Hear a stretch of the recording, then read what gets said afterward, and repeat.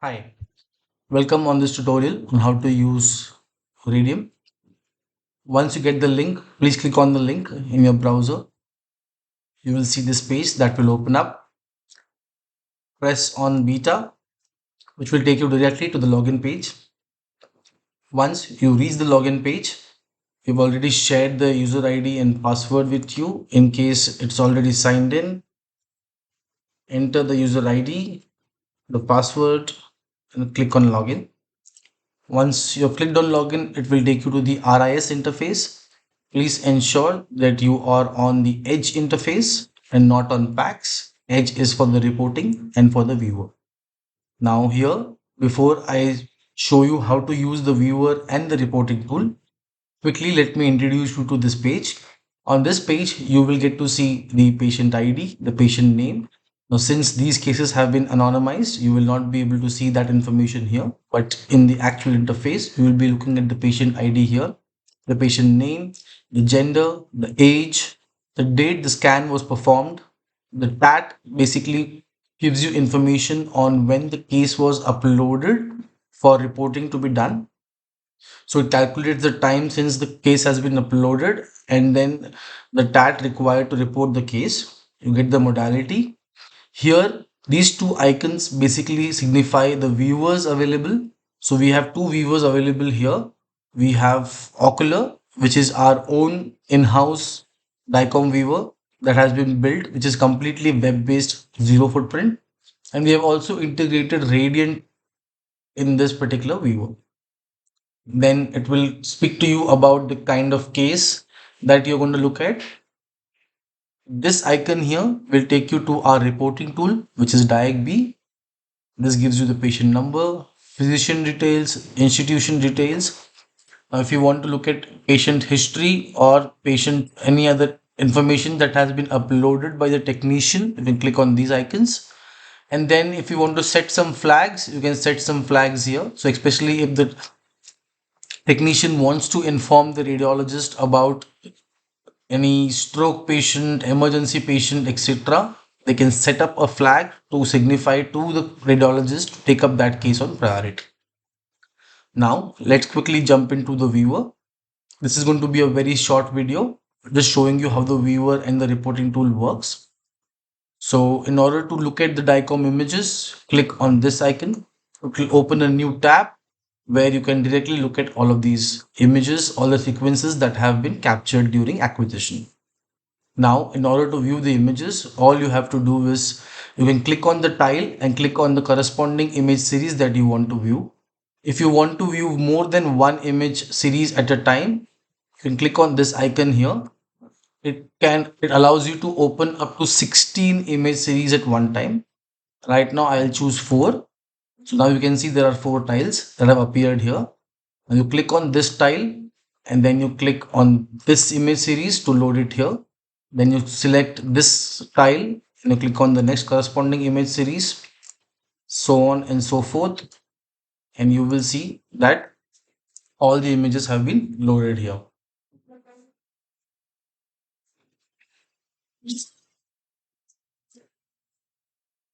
Now, scrolling is easy. Now, when you scroll, you will also see these red reference lines. Will basically show the position of the slice in correlation to the corresponding image that you are looking at. So, for example, this red line showcases this image has been taken at this particular angle, and you can look at the anatomy from this side. Right now, quickly, I will also introduce some of the tools. Now, before I introduce you to the tools, just to signify an important function is the assignment of mouse buttons to a tool. So when you want to use a particular mouse button for a particular tool that is available here, all you have to do is go to that particular tool and click the corresponding mouse button that you want to be used for that tool. So say for example, right now the scroll is assigned to the left mouse button. If you can see the pink tab on the top left here. Now if you want to assign the scroll to the right mouse button, and since you're comfortable with the right mouse button, you can just go here and click on right and automatically it will change. Similarly, if you want to assign the scroll to the middle mouse button, which is the scroll button, click on the middle button here and you will see it has changed. That's as simple as it gets. So again, I am right now assigning the scroll to the left mouse button. So this is scroll, which basically helps you scroll through the image. The next is windows, which basically helps you to change the shade, change the contrast at which you want to look at the image. Now there are two options here. One, you can drag in different directions to change the contrast and then arrive at the contrast that you need. But what we have additionally done is we have provided certain presets. So all you have to do is you look at the Windows icon here. You can just go and click on this small green arrow on the bottom. Once you click that, you get to see all of these contrasts that we have already preset contrast that we have already assigned. And then basically depending on what you want to see, you can click on the corresponding contrast. So right now this is soft tissue, this is for bone, this is for angio. So accordingly it will change the image. So that saves a lot of time for anyone doing it. Next is augmented windows, where basically you can look at the blood density within the image. You click on the green arrow and you click on blood density, it will show you the blood density within an image. That basically will definitely help in your reporting. Post that we have zoom, self-explanatory. We have pan, which helps you pan through the image. We have rotate, which helps you rotate through the image. We have flip, which will flip the image in whichever direction you want to. Let me take that density out. Now, during reporting, if you want to have a look at any of the image in its own and not as part of the 4 series, all you have to do is you go to that corresponding image series and double click. The moment you double click, it will open in a single tab, a single window here. You double click again, it will open in a small tab. Now, next is cine mode. You click on this, it will run the image, and then you click on it again, it will stop it. Next is the measurement tool. Now, in the measurement tool, we have different ways of taking the measurement. So, first, when you select the measurement tool, you do a single click. Because this is an MRI, it will not give you the HU values, but in a CT, let me open a CT image for you as well. While the CT image is loading, I'll show you how to take measurements. So you click on the starting point and you click on the end point, and automatically you see the distance has been measured. Now, if you want to calculate the angle between 3 points, you click on the third point and automatically you see the angle has been calculated. And if you want to, especially when you're looking at spine or looking at chest HRCT images and you want to calculate the CTR values, the cardiothoracic ratio or the cob angle, we have automated that. So right now you look here, when I selected the fourth point, this is the way you do it in a spine image, the cob angle gets calculated automatically. Similarly, if you want to calculate the CTR, you just have to select the 4 points. So sorry. You just have to select the 4 points and it will calculate the cardiothoracic ratio. Obviously, this image is not something that would be used to calculate a CTR, but I'm just giving you a reference right now. While this image has loaded here, let me just load an image series. Now here, if you look at the measurement tool, as I said, the moment I clicked here, you look at this pixel value. This is the HU value corresponding to that pixel. So whenever you want to calculate the HU value, you can use the measurement tool for that as well. Coming back to measurements, post the measurement tool, we have the ROI tool, which basically helps you calculate the area within an image. You can also double click on the endpoint here to change it from a rectangle to an ellipse. So just one click and it will change from ellipse to rectangle. So you can choose whatever you are comfortable with, what information you want. Similar to having the area and the radius as well as circumference here, when you do it on a CT, what it basically does is it not only gives you the area, height, width, and perimeter, it also gives you the HU value. So the minimum HU value as part of this ROI is -1000. The maximum HU value, the mean HU value, the median HU value, the standard deviation, and the variance. All that information is automatically calculated for you, right? Post that, we have the scroll, the synchronize button, which will help you synchronize all the images together. And then we have MPR.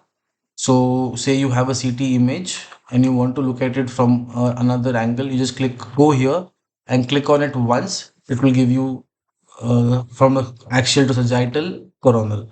So it's just single one click, it will keep on changing. And then if you want to have a look at all three of them together, you just load the same image series in multiple windows,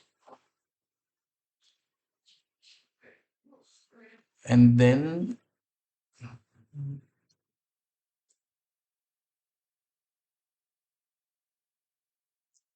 you select one view here and the other view here, and then you scroll through the image series. We'll just wait for a second for the images to load since it's a heavy CT file. But when you scroll through the images, you can see this red line here. This red line will help you understand the corresponding slice when you're scrolling through an image. Similarly, when I scroll through this particular image series, you can see the red line here is giving you the reference position of the corresponding slice. That helps you as well. Now, after MPR, we also have MIP. You click on this icon and you can either club more number of slices together, or if you want to look at less number of slices, you can look at less number of slices together as well. This is simple MIP tool. And we have a few advanced tool as well. Composite, when you want to compare pre-contrast, post-contrast, delayed images, you can do that as well. Annotation tools helps you label. If you want to add any labels, you can do that. The snip tool here lets you just take a screenshot of the image. You just have to go here and capture region. Once you capture region, you just have to select the region that you are interested in, and it will automatically copy that particular image, and you can then paste it directly onto either your report or to your PowerPoint presentation. Besides the tools available here, there are a few additional tools that we have given at the bottom. So here on the top, the bottom left, you can see there is something called as Encore Ref. This icon here. Now this icon will help you with the complete AJCC TNMS staging for cancer. So you can select any anatomy and it will give you all the information that you want readily available right here, which will help you do decide on the staging in a much faster, easier manner. So you don't have to go to any other reference sites.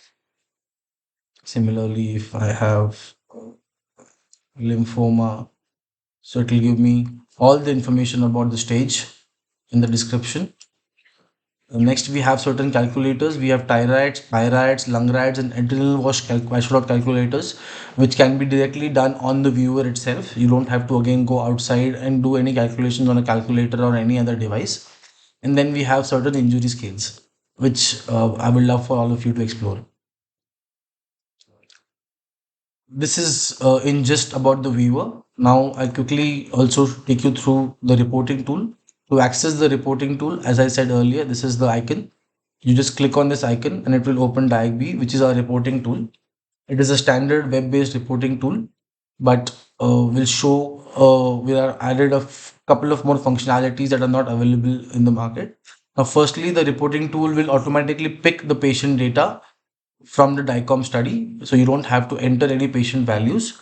We have standard word formatting tools available here, right from inserting pictures to inserting any table, basis, row, column, etc. All of that can be done here.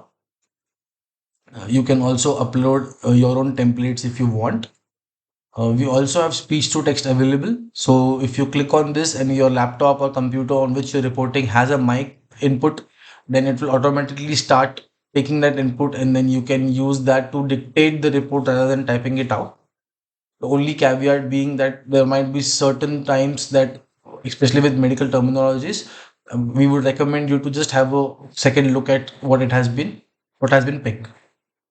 You can save the report in draft, preliminary, or final. Draft and preliminary allows you to edit the report, but once you have finalized the report, you cannot edit the report after that. You can only add an addendum. Print directly prints the report.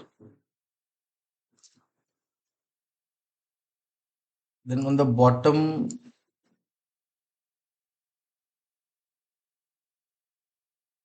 then you can see on the at the bottom here, there are a few.